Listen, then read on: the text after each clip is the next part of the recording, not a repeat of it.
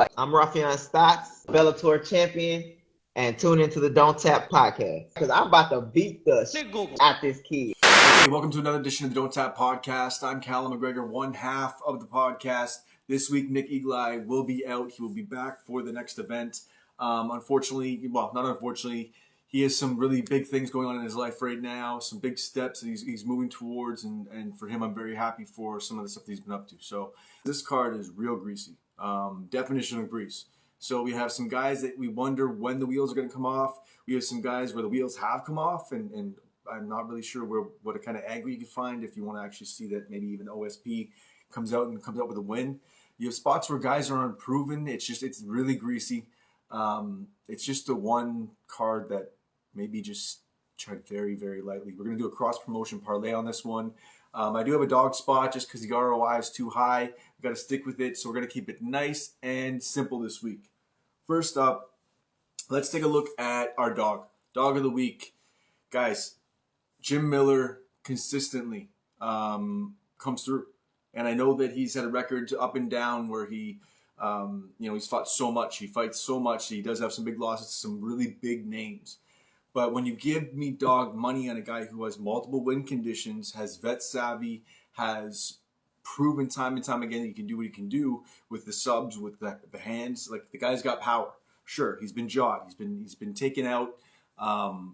You can look at so many different ways as to, is the chin gone, or is it circumstantial? Is it just a perfectly placed punch? Regardless, if you look at it, plus 190 for Jim Miller, a seasoned vet.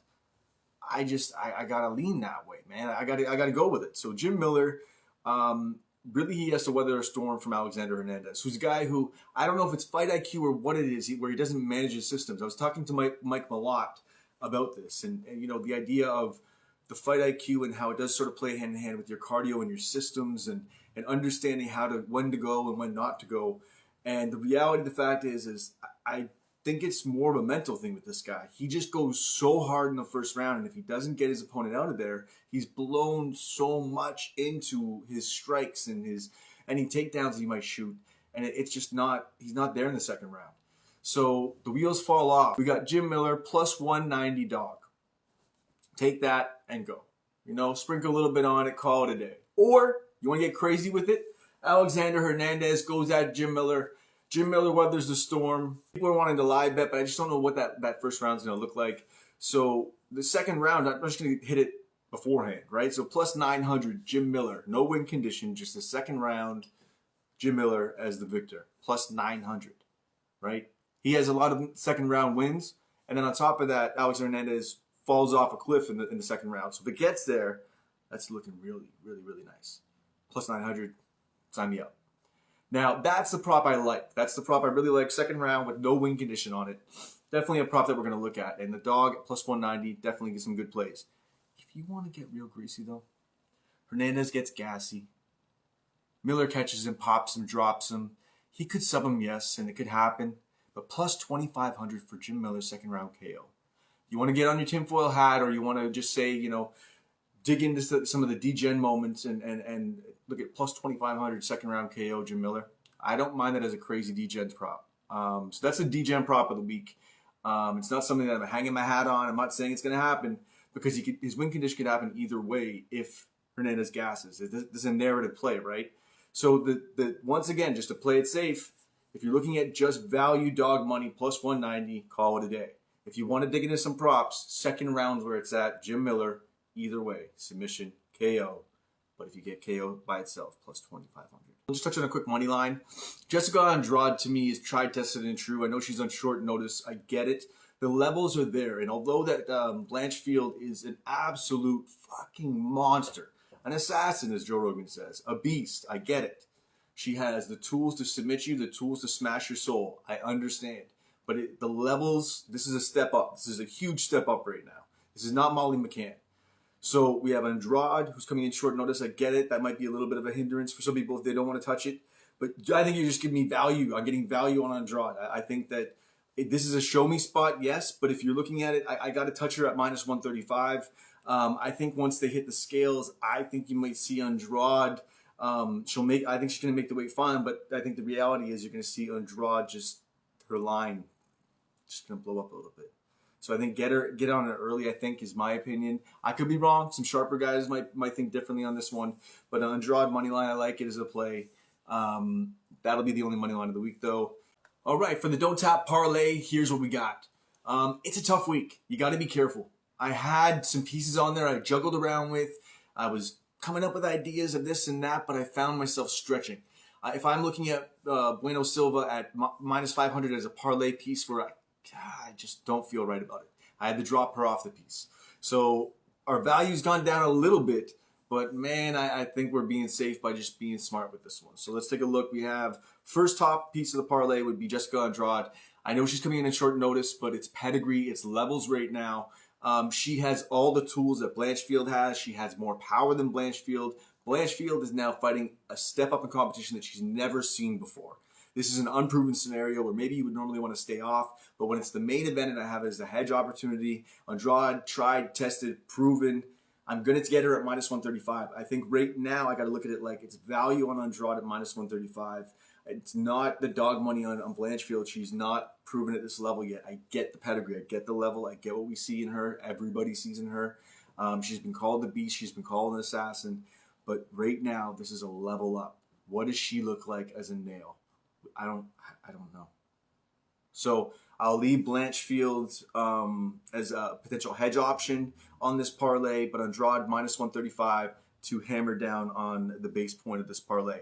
Next, we're going to look at Anthony Romero over at the PFL Challenger Series. Canadian boy, yes, you can call me out for having a homer hat on, but that's bullshit because I'm going to call you out right now and tell you that this guy is possibly going to be one of the best prospects coming up out of Canada and if not North America. Hands down in his division, he's going to make waves in the PFL, potentially win that money and go get a belt. This guy is the real deal. Blast doubles like GSP from the middle. His stand-up game is just absolutely beautiful. His range, his distance. When he attacks, he doesn't waste a damn thing. If he misses a shot, he's hitting you two or three times on the exit. There's just so much opportunity in what he does. And that's what he goes for, opportunity. And I love it. So I like his style. I don't like the price point right now just because it is Challenger Series at minus 285. But I know his level. People that might not know, of him on the regional scene or don't live within the region, they're going to look at this line and think it's just crazy. I like it minus 285. I'm going to pair that up with Jessica Andrade. And I'm also going to pair this up with Zach Pauga and Jordan Wright under 2.5. And we're going to get a plus 193. So under 2.5, Wright, Pauga, Anthony Romero, minus 285 of the PFL Challenger Series, and Jessica Andrade, minus 135. This can be got at DraftKings Sportsbook. Not every sportsbook is going to have PFL, so that's why this is going to be DraftKings specific. Plus 193. Hit it up. Okay, so I think we've hit every point. Jim Miller, the dog. We have Jessica Andrade. You got to prove it to me. Blanchfield, huge step up in competition, but still a great hedge option. But I'll take Jessica Andrade, pair her up with Anthony Romero, throw in some violence of Wright and Pauga, and call it a motherfucking plus 193, and call it a day. For myself and for Nick Eagleye, who's not here today, thank you for listening as always. Just wanted to give you some quick picks. I did focus on some fighter interviews this week, so we got some more fighter interviews coming up. Pretty excited to get to talk to Mike Malott. This guy, I knew there was fight IQ there from being a coach and just the way that he thinks and the way that he methodically breaks things down. But getting to understand his mindset, once again, it's absolutely intriguing to me. It's something that I'm really thinking about really starting to push this whole different part of a podcast where we're going to really dig into the championship mindset and fighter mindset. I just think it's so important to understand the way people think and the way they tick. It's what I really wanted to start doing in the beginning of all of this. And, going through bets and breakdowns and everything else, it's a little bit easier. There's a little bit more of a binary concept to it. It's one or the other, and then you're breaking down, the odds, and you're breaking down the this for that, and it's a little bit simpler. But once you get into the thought process and you're talking to people in depth and whatever else, it can become taxing. So I want to be able to make sure I can measure that project, but I think it's a great idea. But moving forward, we will have Nick back next week. This week was a little bit of a short take. I'm Callum McGregor for Nick Eagleye. Tune into the Don't Cap podcast. What do you think, Rafian? I was like, this motherfucker from Canada. Shit. Shit, what they do in Canada? I don't know.